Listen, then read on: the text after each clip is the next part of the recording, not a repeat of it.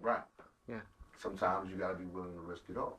And that was a risk for us. Because that was a situation that they didn't really want to put a lot of money behind the project because they didn't believe in it. But I'm like, yo, we just did 1.5. How the fuck you not gonna, at least give us a motherfucking chance to win or give us a good first look? So we got our good first look, and the record did really well, and we did what we did. Shit blasted off. But it was always that feeling in the middle, like, I told you so, and kind of like they on their end, like like we were wrong, and that caused friction through the rest of the projects. Even though we did well, it was friction because we didn't want them involved with what we were doing because if y'all didn't believe in our vision, then y'all don't need to be a part of our vision. Right. Y'all gonna fuck our shit up. Y'all don't need to be a part of that vision. So, we had to get in our stance, and we took that stance. And we won big. You know what I'm saying? When you take that stance, it can go either way. And we won big, but at the same token, when people started taking shots, you had those people that was in the background like, yeah. You understand? Like, now go ahead and do this one. So speaking of which, you're in an interesting position right now. You went from absolute top of the world to, pretty much bottom of the barrel, and now you're scraping. Not bottom of the barrel, baby. Never bottom of the barrel. I'm still in the room. Let's not get it fucked up. You know what I'm saying? Yeah, let's not get it fucked up. I still hold the prestige. You know what I'm saying? I still hold the prestige in this motherfucker. I just ain't been out in a while. You know what I'm saying? So yeah. you went from being on top of the world to people turning their back on you, right. And now you're getting your way back up there again. Is there anything you would have changed, or are you happy to be in the position? Nah, I wouldn't change nothing because that's life. You know what I'm saying? That's how life moves. Sometimes you're here, sometimes you're there. You gotta understand something. You look at a guy like, let's take Michael Jordan, right? Why not? Greatest basketball player that we lived, right? He wins 3 championships. Life is fucking grand. Everything is great. He's fucking on top of the world. What happens?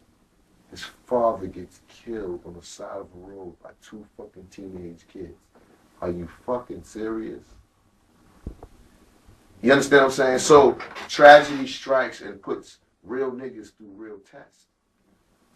And Mike broke for a minute, you know what I'm saying? He couldn't play ball for a while. He had, fall back and say, you know what? I can't do this. My mind is not focused properly.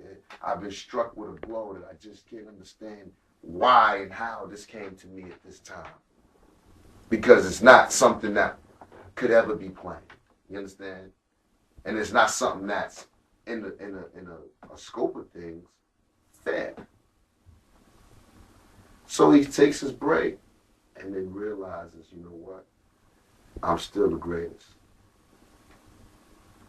So I'm going to come back, and I'm going to win 3 more championships. See, that separates the real from the fake. You understand? And what I've been through is a small obstacle, small thing, like 50 Cent, beef. Like, are you serious? Like, do you really think that the world is gonna hate me forever because I had beef with this clown ass nigga? Are you fucking serious? No, no. Like, I think not.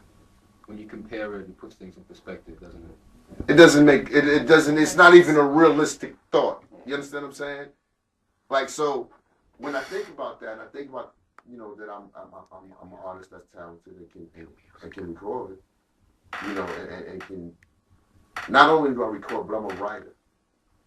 I can write through these problems. I can write about these problems. I can talk about it in songs, like Wake Me or fucking Drown. I can talk about these things and make people feel me from my perspective. So when you were able to do that and have that, that's what R.Kelly said to me one day. He said, you see why, like, Whitney's going through her problems and shit, and I'm going through my problems. And he said, you going through your shit or whatever.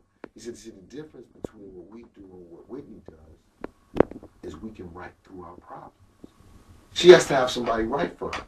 So they may not necessarily be feeling her pain or her problems. So she can't properly express to her fans how she really feels.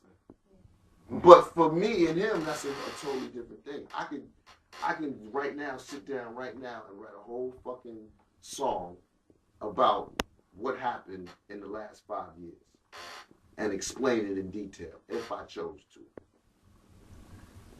And that's the difference between writers and non-writers. It's the emotion.